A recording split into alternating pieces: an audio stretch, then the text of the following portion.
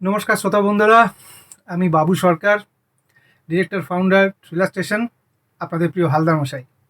যদিও আমার ভালো নামটা প্রসেনজিৎ সরকার, ওটা খুব একটা ইউজ করি না। এনিওয়েজ, যে কারণে এখন ভিডিও করছি সেটা আগে বলি। এভাবে তো ভিডিও খুব একটা করি না। আহ, সেটা হলো, কারণটা হলো ইউটিউব আমাদের থ্রিলার স্টেশন চ্যানেলকে ডিমনিটাইজ করেছে। এখন ডিমনিটাইজ মানে সোজা কথায় পাতি বাংলা ভাষায় আর্নিং বন্ধ করে দিয়েছে। এটা আমার চ্যানেলে বলে না, আরও প্রায় 50-60টা তো হবেই, হয়তো বেশিও হতে পারে। এক্স্যাক্ট ফিগারটা জানি না, কিন্তু যেটুকু জেনেছি তাতে এরকম সংখ্যার চ্যানেলগুলোকেই ডিমনিটাইজ করা হয়েছে। কিছু চ্যানেল ইতিমধ্যে আবার রিমনিটাইজ হয়েও গেছে। তো যাই হোক, মোদ্দা কথা হলো যে যদি ডিমনিটাইজ করা হয় তাহলে আর্নিংটা বন্ধ হয়ে যাচ্ছে। এবার আসি যে তাতে কি হতে পারে। এবার দেখুন, একটা গল্প বানাতে কিছু প্রোডাকশন কস্ট লাগে। যেমন কিসে কিসে খরচা হয় আমি বলছি। যেমন ধরুন, প্রথমে একটা গল্প বাঁচতে হয়, সেই গল্পের কপিরাইট কিনতে হয়, এবং যিনি রেসপেক্টেড অথর তার থেকে লিগ্যালভাবে আমরা পেপারে সাইন করে, যেরকম হয় লিগ্যাল ওয়েতে আমরা গল্প নিই। এবার সেই গল্পটা স্ক্রিপ্টিংয়ের যিনি থাকেন তাকে দেওয়া হয়, তাকেও একটা পেমেন্ট করতে হয়।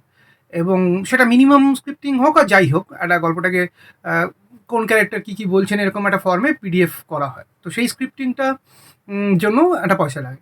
আচ্ছা, এরপরে রয়েছেন আমাদের, ধরুন একটা গল্পে 8-10টা ক্যারেক্টার রয়েছে।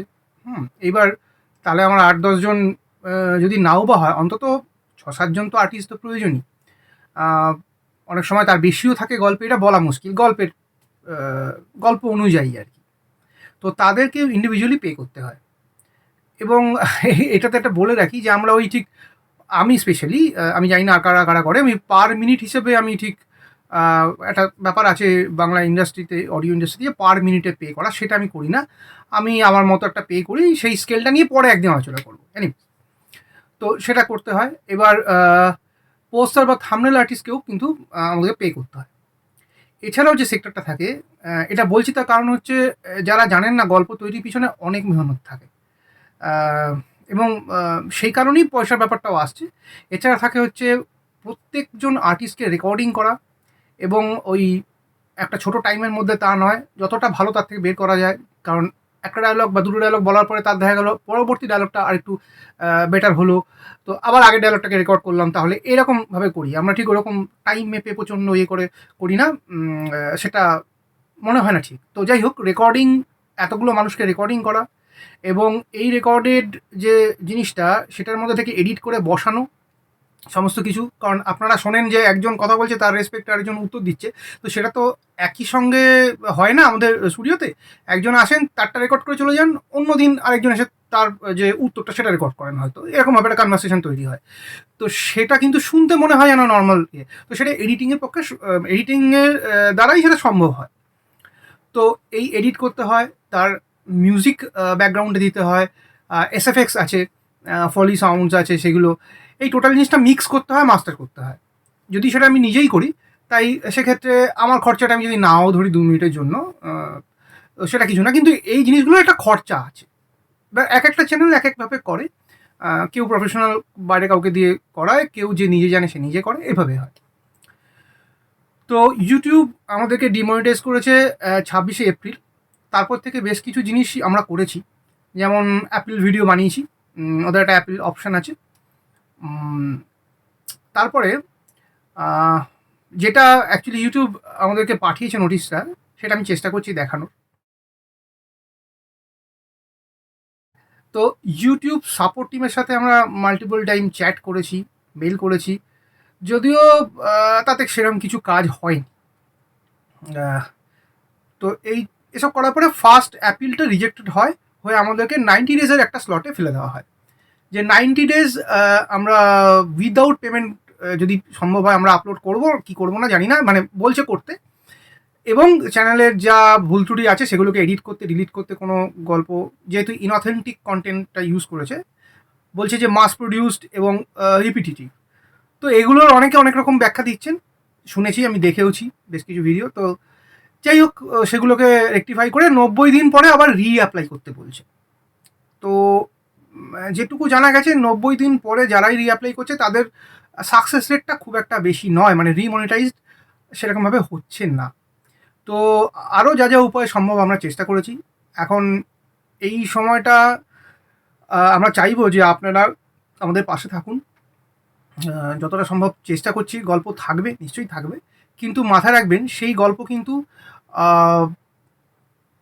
আমরা প্রডিউস করছি ঠিক আছে, কিন্তু সেইটা কোনো আর্টিস্ট, আমাদের রেসপেক্টেড টিমের যারা আর্টিস্ট আছেন তারা কেউই কিন্তু পয়সা না নিয়ে করছেন। এবং আমি খুব গর্বিত, আমি অন ক্যামেরাই বলছি যে আমার যে টিম, রিল্যাক্সেশন টিম, আমি যেটাকে আমার টিম বলতে পারি, তো তার সঙ্গে অনেক মানুষ যুক্ত আছেন। তো তাদেরকে আমি যখন এটা বলি যে দেখুন এরকম ব্যাপার হয়েছে, এই সমস্যা, বলছে বাবু তোমার কোনো চিন্তা নেই, আমরা যাবো, তোমাকে 1 পয়সা দিতে হবে না, আমরা রেকর্ড করে চলে আসবো।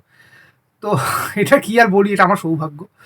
তো তাদের মানে বড়প্পন যাকে বলে, তো সেইভাবে আমি ঠিক করেছি যে 3 মাসে অ্যাটলিস্ট 3টে গল্প তো দেবই, যদি পারি তার থেকে একটা বেশি গল্প দেবো। কিন্তু মাথায় রাখবেন, আবারও বলছি, আমার খাটনিটাকে ভুলে যান, আমি তো নিজের পয়সা নিচ্ছিই না, দরকার হলে ছেড়ে দিন, দরকার নেই। কিন্তু যারা আর্টিস্ট তারা কিন্তু মানে রীতিমতো পয়সা না নিয়ে 3টে গল্প করবেন বলেছেন, এবং খুব হয় না যে মানে খুব আরে আরে আছি, কোনো চিন্তার কারণ নেই, এইভাবে বলেছেন। তো শুধুমাত্র আপনাদের গল্প দেবো বলে এবং শোনাবো বলেই এত কিছু কিন্তু খাটছি, নাহলে আমরাও বলতে পারতাম যে দেখুন, আমি বলতে পারতাম যে আমি অসহায়, এখন পয়সা করি না, আপনি গল্প শোনাতে পারবো না, কিন্তু তা করছি না। তো বিষয়টা হলো এই। এবার 90 দিন পরে যদি মনিটাইজ হয় তাহলে তো খুব ভালো, বা যদি তার আগে কোনোভাবে হয়ে যায় তো ওয়েল অ্যান্ড গুড, কোনো অসুবিধা নেই। কিন্তু যদি না হয় তাহলে দুটো রাস্তা খোলা থাকবে, কারণ তখন তো আর পয়সা পাবো না ইউটিউব থেকে। হ্যাঁ, চ্যানেলটা রান করবে ঠিকই আছে, কিন্তু পয়সা পাবো না।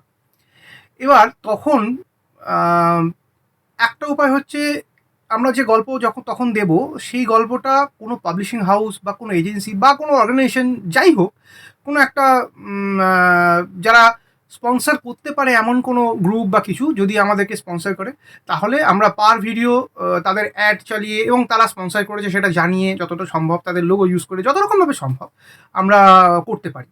সেক্ষেত্রে এই গল্পটার প্রোডাকশন কস্টটা তারা দেবেন, এটা একটা হতে পারে। যারা দেখছেন যদি এরকম কেউ থাকেন, তারা আমার সঙ্গে ডাইরেক্ট কন্ট্যাক্টও করতে পারেন, আমার নাম্বার দেওয়া থাকে ডেসক্রিপশন বক্সে, দেখে নিতে পারেন, কন্ট্যাক্টও করতে পারেন। আচ্ছা, 2 নম্বর করা যায় যে ক্রাউড ফান্ডিং, যে আপনারা ধরুন, কথার কথা বলছি, আমাদের একটা মিনিমাম 20-30 হাজার ভিউজ তো হয়ই যে কোনো একটা গল্পে, যেটা ভালোভাবে চলেনি সেটা ভিউজ আমাদের হিসেবে 20-30 হাজার তো হয়ই। তাহলে 20-30 হাজার জন মানুষ আপনারা যারা দেখছেন, তারা যদি 1 টাকা করে দেন, তাহলে কিন্তু 20-30 হাজার টাকা উঠতে পারে। আমি এখনই দিতে বলছি না বা সবাই দেবেন এটাও বলছি না, আমি একটা পসিবিলিটির কথা বলছি। তো সেটাও হতে পারে। তো এটা তখনই চাইবো বা বলবো যখন দেখবো যে আর কোনো রাস্তা নেই, তখনই আপনাদেরকে বলবো। এইটা একটা। আর নয়তো এটা পড়ে থাকে যে আমাকে এই প্ল্যাটফর্ম থেকে অন্য কোনো প্ল্যাটফর্মে শিফট করতে হবে বা কিছু, সেটা নিশ্চয়ই ভবিষ্যতে ভাববো।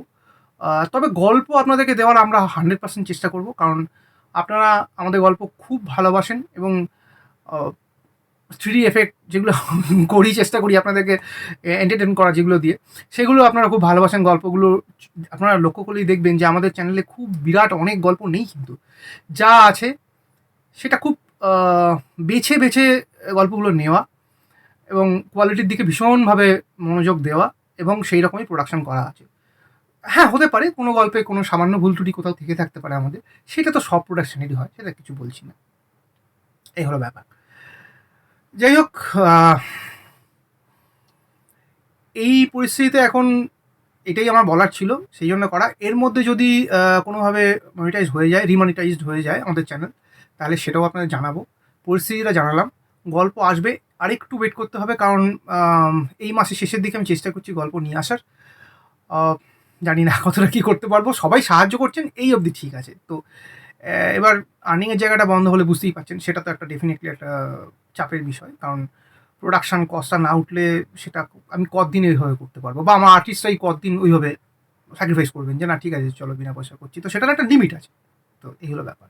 তো সবার কাছে আবেদন থাকলো, আপনারা পরিস্থিতিটা বুঝেছেন, আর সবাই খুব ভালো থাকবেন।